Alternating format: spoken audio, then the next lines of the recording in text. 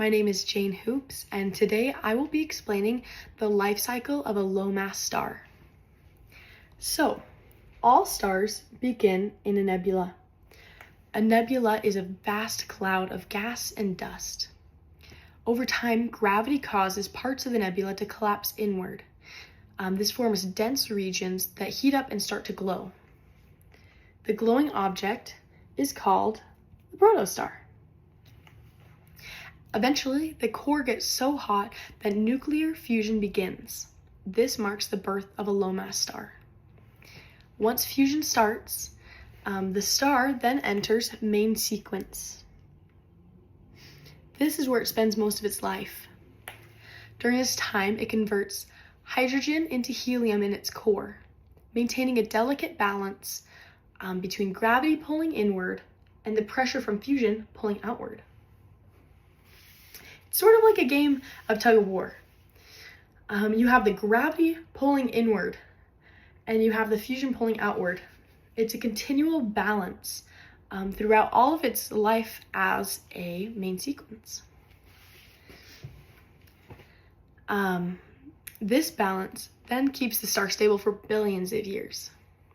Eventually, the star runs out of hydrogen in its core.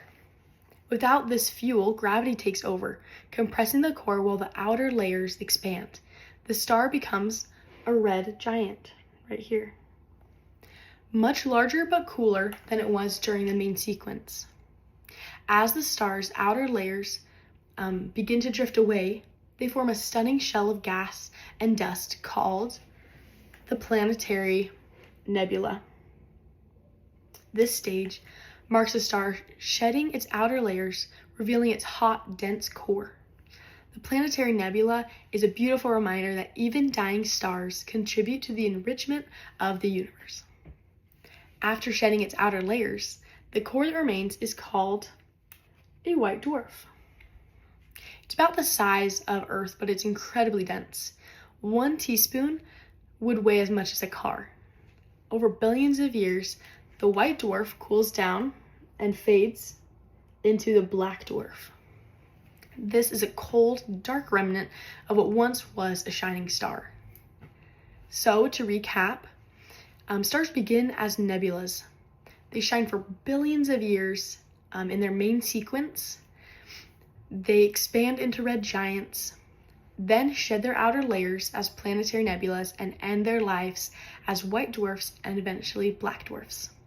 Thank you for joining me on this stellar journey.